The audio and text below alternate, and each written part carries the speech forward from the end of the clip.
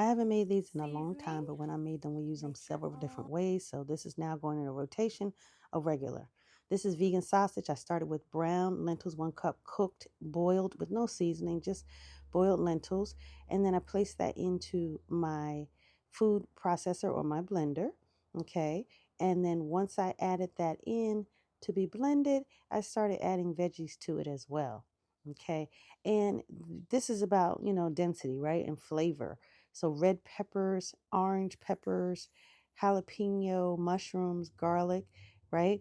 Add that all into your brown lentils, and it's just going to give you this really, really flavorful bean mixture. Go ahead and blend that up until it's nice and smooth, but also add in some mushroom seasoning, some soy sauce, and some Creole seasoning too. So then you want to not only season it with fresh veggies, but season it with your dried and your liquids as well. So you have a nice, flavorful lentil mixture that you're going to add to the next step of this. You want to make sure it's nice and smooth, right? And then go ahead and add in vital wheat gluten. I use about 4.5 cups here because I was making a big batch of sausage, right? So 4.5 cups, and then go equal measure of the lentil mixture, exactly the same, 4.5 cups, right? So it's a 1-to-1 ratio. And then you use your dough hook on your stand mixer. But if you don't have a dough hook on a stand mixer, you don't have a stand mixer at all, mix it with, a fork in your hands and just mix it all together. But before you mix it up, go ahead and put in some dry seasonings here that I just put on the screen. Put that all inside. That fennel is really going to make this taste like sausage. When you use that hot pepper and that fennel and paprika, those are like sausage seasonings, and that really makes it taste like sausage.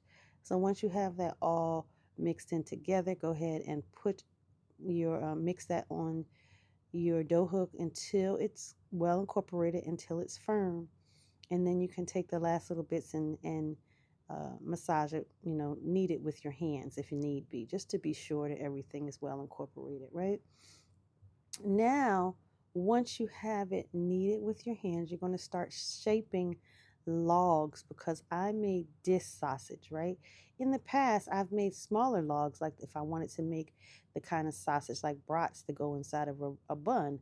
But in this instance, I am making breakfast sausage disc, and I use this in all kinds of things. I use it in my gumbo, I use it in my spaghetti sauce. I didn't just use it for breakfast, but it was really, really yummy. So go ahead and form your logs, right? And then wrap those in parchment paper really well, right? Some people put them in foil. I don't like to cook with foil like that, so I'm using parchment paper because we're going to be steaming these. So just form them into logs. Go ahead and put them into parchment paper. And this parchment paper holds up just as well as foil, so you don't need to use that extra aluminum in your body, right? Twist the ends very well, nice and tight. And if you want, you can even roll the paper so that it even has more of a rounded appearance when it comes out, right?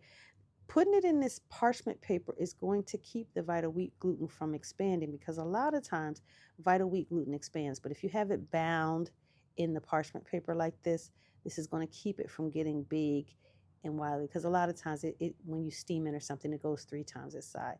So I'm putting it in my steamer here that I got from Temu, and I like it. I fill up the bottom with water, and then it has like 2 towers, right? So you fill the bottom with water, and then you put your plate over there, but you don't want the water there, just the food. And then you can go ahead and put the next layer in. So you're allowed to have 2 layers in this steamer, and I really like that. I also like that it's on the stove. In the past, I've had electrical, but this one is good on the stove. I like it. So after about 30 minutes or so, you can go ahead and test it, maybe even up to an hour. You test it to make sure that it's nice and firm. It feels firm. It doesn't feel as mushy as it did when you first put it in. It feels more firm. And pull it out, let them cool for a minute. And then, I didn't really wait to let mine cool. See all the smoke coming off of that? I didn't wait to let it cool as much as I could have. But you go ahead and let yours cool, okay? I was in a rush. Go ahead and cut the pieces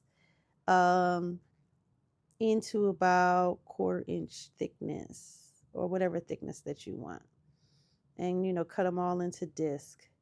And then what I did, I really did let these discs cool after I cut them all into discs. But you see how nice and firm it is?